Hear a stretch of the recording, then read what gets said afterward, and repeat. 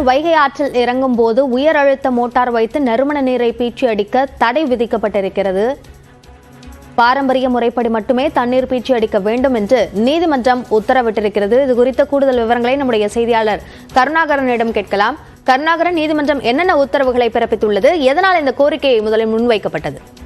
அபிநயா, அதாவது உலக புகழ்பெற்ற சித்திரை திருவிழாவில் மதுரையில் உள்ள அழகர் கோயில் இருந்து அழகர் வைகை ஆற்றில் இறங்குவார். அப்பொழுது லட்சக்கணக்கான பக்தர்கள் அழகரை வரவேற்பார். அப்பொழுது பாரம்பரிய முறைப்படி அழகர் வேடம் அணிந்த பக்தர்கள் பாரம்பரிய முறைப்படி ஆட்டுத்தோளாலான பையில் தன் நறுமண நீரை நிரப்பி அழகர் மீது பீச்சி அடிப்பார்கள். இது தொன்று தொட்டு நடந்து வருகிறது. ஆனால் தற்போது சில வருடங்களாக அந்த ஒரு செயற்கையாக தயாரிக்கப்பட்ட ஒரு பையில் விசையுடன் கூடிய ஒரு மோட்டாரை பொறித்து நீண்ட தொலைவில் இருந்தாலும் அழகர் மீது தண்ணீரை பீச்சி அடிப்பார்கள். மேலும் அவர்கள் கூட்டத்தில் குவிந்துள்ள பக்தர்கள் மற்றும் பெண் பக்தர்கள், சிறுமிகள் மீதும் தண்ணீரை பீச்சி அடிப்பார்கள். இதனால் ஒரு பெரும் பிரச்சனை ஏற்பட்டு வந்தது.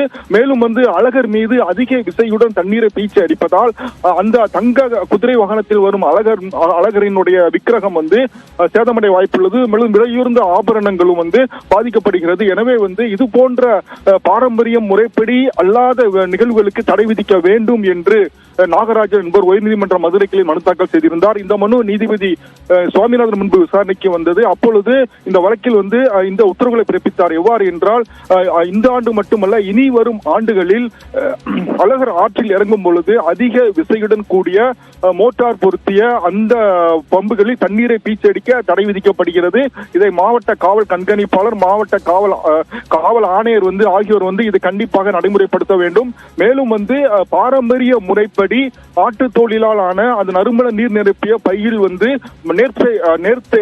நேர்த்திக்கடன் செலுத்தும் பக்தர்கள் முன்பதிவு செய்து தண்ணீரை பீச்சி அடிக்கலாம். மேலும் கண்டிப்பாக பெண்கள் மற்றும் சிறுவர்கள் மீது தண்ணீரை பீச்சி அடிக்க கூடாது. வைகை ஆற்றில் அழகர் இறங்கும் பொழுது மட்டும் இந்த நிகழ்வு நடைபெற வேண்டும் என்பது உள்ளிட்ட பல்வேறு உத்தரவுகளை பிறப்பித்து உத்தரவிட்டுள்ளார். அபிநயா, நீதிமன்றத்தினுடைய உத்தரவு குறித்த விரிவான விவரங்களுக்கு நன்றி கருணாகரன்.